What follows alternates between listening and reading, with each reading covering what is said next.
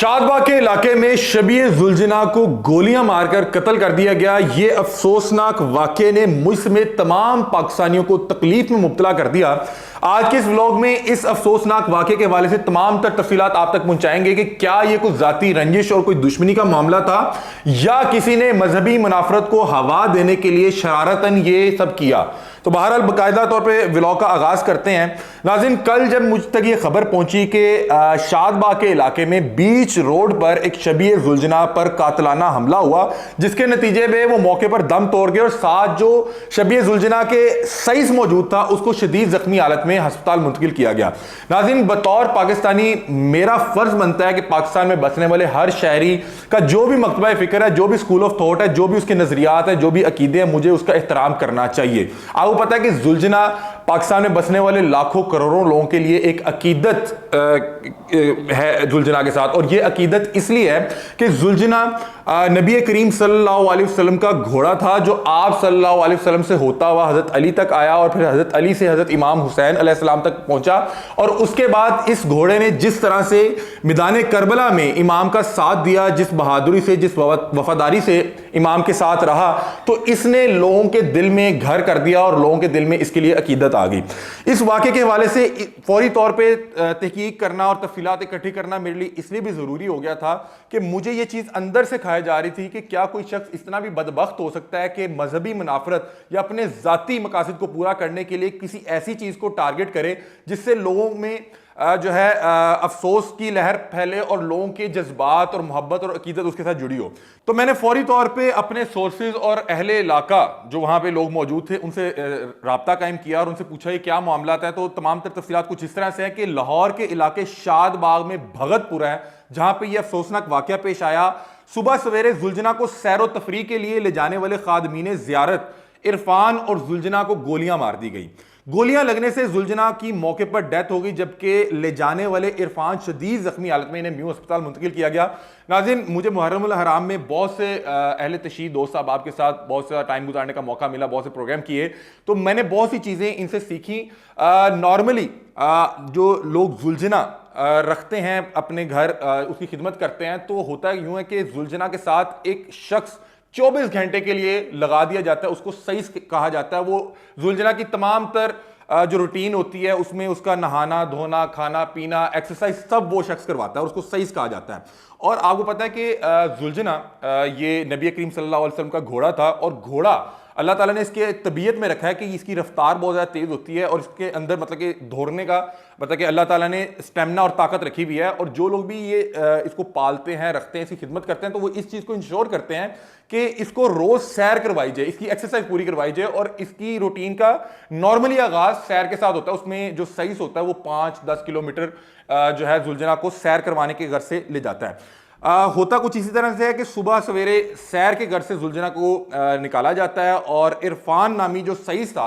वो जुलजना के साथ जा रहा था कि एक शख्स बाइक पर आता है और आके अंधाधुंध फायरिंग कर देता है। और उस फायरिंग के नतीजे में कुछ बुलेट्स, कुछ गोलियां जुलजना को लगती हैं और कुछ इरफान को लगती हैं, जो कि सईस था उस जुलजना का। जो जुलजना था वो मौके पर दम तोड़ जाता है, उसकी डेथ हो जाती है, जबकि जो इरफान था उसको शदीद जख्मी हालत में रेस्क्यू किया जाता है और फौरी तौर पर म्यू हॉस्पिटल मुंतकिल कर दिया जाता है। इस वाक़े की हसासियत को समझते हुए फौरी तौर पर DIG ऑपरेशन और भारी पुलिस की नफरी मौके पर पहुंच जाती है, क्योंकि जब ये खबर मुझ तक पहुंची, आप तक पहुंची, इसी तरह जब DIG साहब तक पहुंची, तो वो इस चीज़ की हसासियत को समझते थे कि ऐन मुमकिन है कि किसी शरपसंद अनासिर ने मजहबी मुनाफरत को हवा देने के लिए इस तरह की कोई बदबख्ती की है। और फौरी तौर पे वहां पे जाके हालात को कंट्रोल करने के घर से DIG साहब खुद भी पहुंचते हैं और अपनी टीम के हमरा वहां पे एक जो है एविडेंस कलेक्ट करना शुरू करते हैं कि हुआ क्या। मौके पे जब पहुंचते हैं तो वहां पे जुलजना की बॉडी पड़ी हुई थी, उसके ऊपर जो है पहले एक चादर दे के उसको ढांप दिया जाता है और उसके बाद एक क्रेन का इस्तेमाल करते हुए उसको एक ट्रक में मुंतकिल किया जाता है और उसको फिर तदफीन के लिए भेज दिया जाता है। आप तमाम अहबाब को, जिन लोगों को पता है उनको पता है, जिनको नहीं पता उनको उनके बताने के लिए मैं आपको बता देता हूँ कि जिन लोगों ने जुलजना को रखते हैं, खिदमत करते हैं, तो जब जुलजना इस दुनिया से चले जाता है तो उसकी बाकायदा तौर पर तदफीन होती है और उसके लिए मखसूस जगह पहले से मुख्तस कर दी जाती हैं और वहां पे फिर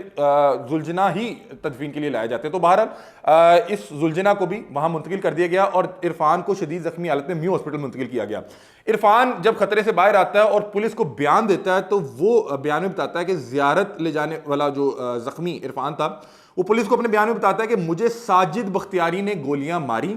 साजिद बख्तियारी के साथ मेरी पुरानी दुश्मनी चली आ रही है और उसी दुश्मनी और रंजिश के चलते साजिद बख्तियारी मुझ पर हमला आवर हुआ। और हुआ कुछ इस तरह से कि साजिद बख्तियारी जो जिसकी इरफान के साथ एक जाती दुश्मनी और रंजिश चलती आ रही है, वो जब आया मौके पे इरफान को कत्ल करने के घर से, अब वो कोई मेरा नहीं ख्याल कि वो टारगेट किलर था या कोई शूटर था। अब वो जब मौके पर आया और शायद गालबन ये पहली बार ही अपनी नफरत की आग में जलता हुआ किसी शख्स को कत्ल करने पहुंचा था, इसने जब अपनी पिस्टल निकाली तो ये उस जगह का प्रेशर इसे कंट्रोल नहीं हुआ और ये बौंदल गया और इसने अंधाधुंध फायरिंग की, जिसके नतीजे में इसका अपना भी जो कंट्रोल था वो वेपन पे नहीं रहा और उसकी गोलियां जब चली तो वो कुछ जाके जुलझना को लगी और कुछ जो है इरफान को लगी। और मैंने इस पर मजीद भी तहकीकात की तो मुझे ये पता लगा कि ये वाकयातन जाती रंजिश का मामला था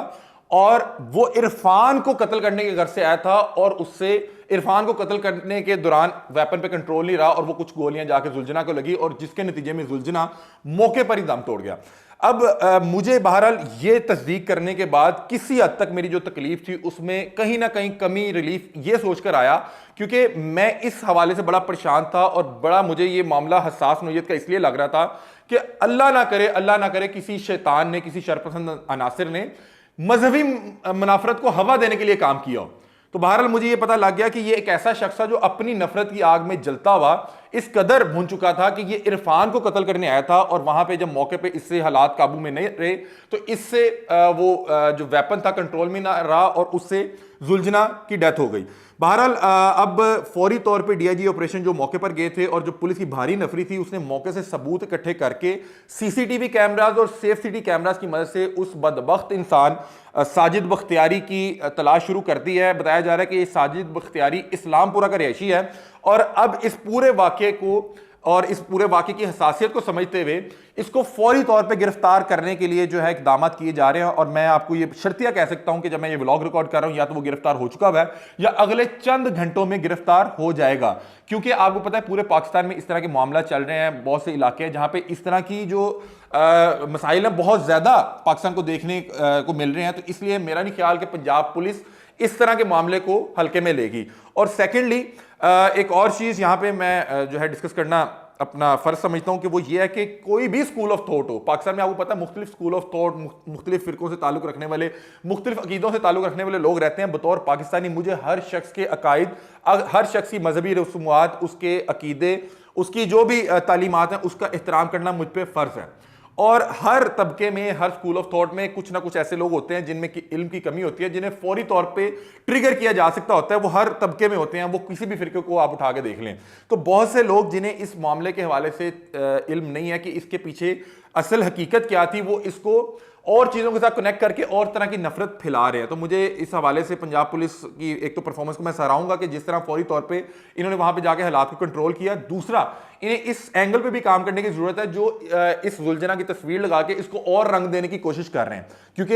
मैं आपको बड़ी जिम्मेदारी से बता रहा हूं कि मैंने अपने तौर पर भी तहकीकात की और फिर हमारे बहुत से दोस्त साहब जो अहले तशी उसी इलाके के थे उनसे भी मैंने इस चीज़ की कंफर्मेशन की। तो उन्होंने बताया कि जाती रंजिश का ही मामला था और अगर ये वाकयातन जाती रंजिश का मामला था तो इस मामले को और तरफ नहीं ले जाना चाहिए। पाकिस्तान में ऑलरेडी बहुत सी नफरतें मौजूद हैं, हमें इन नफरतों को मजीद बढ़ाने की या इसको तकवीत देने की ज़रूरत नहीं है। बहरहाल एक अफसोसनाक वाकया था जिसकी तकलीफ मैंने, मेरे घर वालों ने, मेरे दोस्त साहब ने, मेरे शहर के लोगों ने और मेरे मुल्क के लोगों ने महसूस की। और अब ये जो साजिद बख्तियारी है ये जिस भी मकसद से आया था, मतलब कि अगर ये इंसान को भी कत्ल करने के घर से आया था, इरफान को, तो आप सोचें कि ये कितना खबीस इंसान होगा कि ये एक इंसान की जान लेने आया था और उस जान लेने में इसने एक और ऐसी चीज़ को निशाना ले लिया जो लाखों लोगों के लिए अकीदत रखती है। लाखों लोग उसकी अकीदत अपने दिल में रखते हैं और ये अकीदत, आपको बताया कि ये अकीदत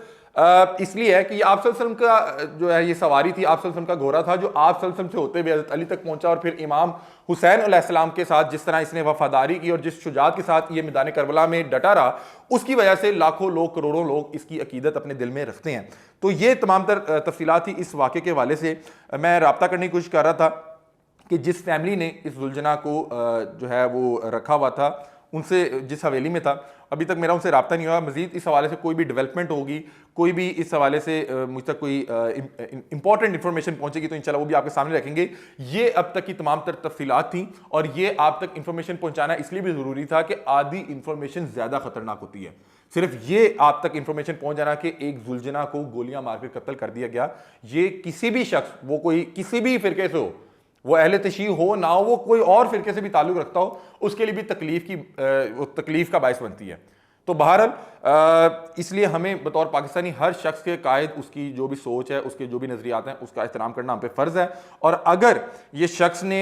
जाने में गलती से किया या इसका मकसद जो भी था, इसने जो है प्लानिंग करके किया, इस शख्स को अब इसकी सजा देनी चाहिए और इसको कैफे किरदार तक पहुंचा के इसको निशाने इबरत बनाना चाहिए, ताकि कल को कोई शख्स अपने किसी जाती मकसद के लिए कोई ऐसी बदबख्ती ना कर दे जो लाखों लोगों के जो है दिल आजारी का बायस बने और फिर एक और तरह की जो है मसाइल शुरू हो जाएं, जिससे हम अभी 70 साल से जूझ रहे हैं। और इस तरह में अल्लाह ना करे कि इसमें कोई मजीद जो है वो ये चीज़ें बढ़े। अल्लाह करे कि हम इन चीज़ों से निकल कर एक बेहतर मुसलमान, एक बेहतर शहरी, एक बेहतर पाकिस्तानी बनकर जो है इस मुल्क को और तरक्कियों की तरफ लेके जाएं। ये तमाम तफसीलात थी, अपनी राय से आप भी हमें आगाह कीजिएगा। तब तक के लिए अपने मेज़बान अली हमजा को दीजिए इजाज़त। अल्लाह हाफ़िज़।